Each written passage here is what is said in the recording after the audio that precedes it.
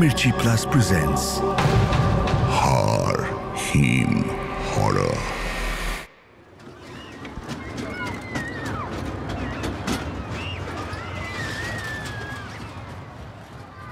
সুমন ও তার দুই বন্ধু সমরেশ আর প্রসূন গরমের ছুটি কাটাতে বিক্রমপুর গ্রামে এসেছে।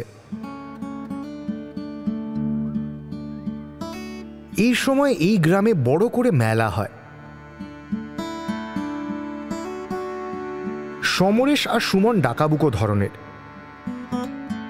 কিন্তু প্রসূন খুবই ভীতু।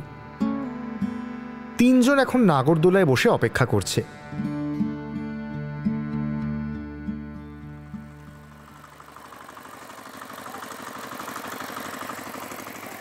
মোটরের আওয়াজ ভেসে এলো। আস্তে আস্তে হাওয়ায় উঠে গেল ওরা। ঠিক দোতলা বাড়ির সমান উঠে থেমে গেল। প্রসূন চিৎকার করে বলল, নামিয়ে দাও কাকু, আর উঠবো না, আর উঠবো না, বড্ড ভুল হয়ে গেছে। আরে তোরা বল না, হাসছিস কেন? সুমন আর সমরেশের ভারী মজা লাগলো, আর প্রসূন ভয় গুটিসুটি হয়ে বসে রইল। নাগরদোলা থেকে নেমে দোকানগুলোর সামনে গেল ওরা। ওরা যে যার মতো কেনাকাটা করতে গেল। সমরেশের চোখে পড়ল একটা আয়নার দোকান। সমরেশ সেই দোকানটার সামনে গেল।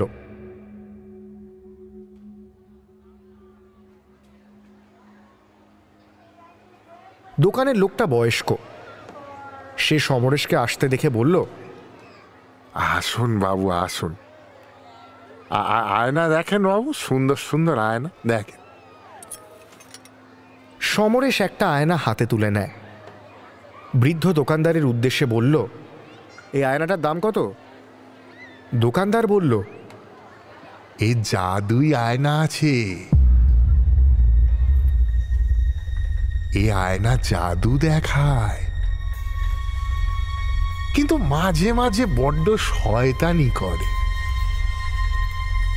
এর জন্য 20 টাকা দিলেই হবে। সমরেশ মনে মনে ভাবে, পোড় খাওয়া ব্যবসায়ী, জিনিস বেচার জন্য ঢপ দিচ্ছে, কিন্তু খুব কম দামে এত ভালো জিনিসটা পাচ্ছি, হাতছাড়া করলে হবে না।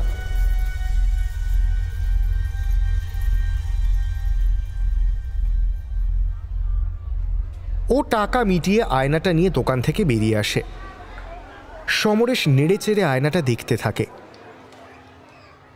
হঠাৎ আয়নাটা বড্ড ঝাপসা লাগে। সমরেশ পকেট থেকে রুমাল বার করে আয়নার কাঁচটা মোছে। তারপর সমরেশ দেখতে পায় কাঁচের আয়নায় একটা মুখ দেখা যাচ্ছে। মুখটা পরেশ কাকুর, সমরেশের বাবার বন্ধু। সমরেশ চোখ কচলায়, তারপর আর কিছু দেখতে পায় না।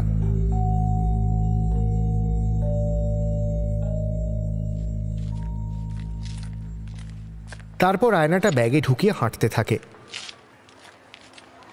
সুমন আর প্রসূন একটা জিলিপির দোকানের সামনে দাঁড়িয়েছিল। তাদের কাছে গিয়ে বলল, এ কি রে, তোরা একা একাই খেয়ে নিচ্ছিস? প্রসূন জিলিপি খেতে খেতে বলল, কোটায় ছিলি তুই? সমরেশ বলল, একটা আয়না কিনলাম, চ বাড়ি চ, দেখাবো। বাড়ি ফিরল ওরা। সুমন আর প্রসূন রান্নাবান্না দেখতে গেল। সমরেশ আয়নাটা নিয়ে নাড়াচাড়া করছিল। এই আয়নার একটা মোহ আছে, যেটা কাটিয়ে ফেলা খুব মুশকিল। হঠাৎ সমরেশের ফোনটা বেজে উঠল। সমরেশ ফোনটা রিসিভ করতেই ওদিক থেকে সমরেশের বাবার গলা ভেসে এলো, কি রে, কি করছিস? সমরেশ বলল, এই তো মেলা থেকে ফিরলাম, খেতে যাবো এখন। তুমি কি করছো? আর বলিস না, হসপিটালে যাচ্ছি। তোর পরেশ কাকু মারা গেছেন, বুঝলি, অ্যাক্সিডেন্টে, স্পট ডেড। সমরেশের মনে পড়ে যায় মেলায় কেনা আয়নায় দেখেছিল পরেশ কাকুর ছবি। সমরেশের আশপাশের পরিবেশটা নিস্তব্ধ হয়ে যায়। মাথায় একটাই কথা ঘুরতে থাকে, এ আয়নার জাদু আয়না আছে, এ আয়নার জাদু দেখায়। সমরেশ হাতে তুলে নিল আয়নাটা। আয়নাটার কাঁচ আবার ঝাপসা হয়ে গেছে।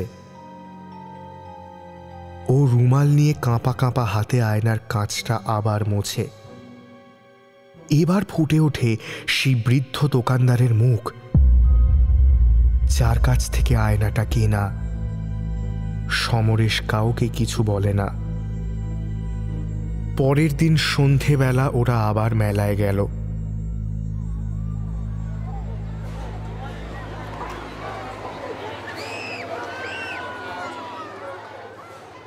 সমরেশ প্রথমেই আয়নার দোকানে গেল। গিয়ে দেখল সেখানে সেই বৃদ্ধ ভদ্রলোক আর নেই। তার জায়গায় একজন জোয়ান ছেলে বসে। সমরেশ জিজ্ঞেস করল, এই দোকানে একজন বয়স্ক লোক বসতেন, উনি কোথায়? ছেলেটা বলল, উনি আমার জেঠু, কালকে রাতে হৃদরোগে মারা গেছেন। এইবার সমরেশের একটু ভয় করতে শুরু করে। সমরেশ দোকান থেকে বেরিয়ে আসে। শেষবারের মতন আয়নাটা দেখে। ঝাপসা কাঁচ রুমাল দিয়ে মোছে। এই প্রথমবার সেই আয়নায় কোনো মুখ দেখা যায় না। সমরেশ দেখতে পায় নিজের প্রতিচ্ছবি। এ জাদুই আয়না আছে বাবু, এ আয়না জাদু দেখায়, কিন্তু মাঝে মাঝে বড় শয়তানি করে।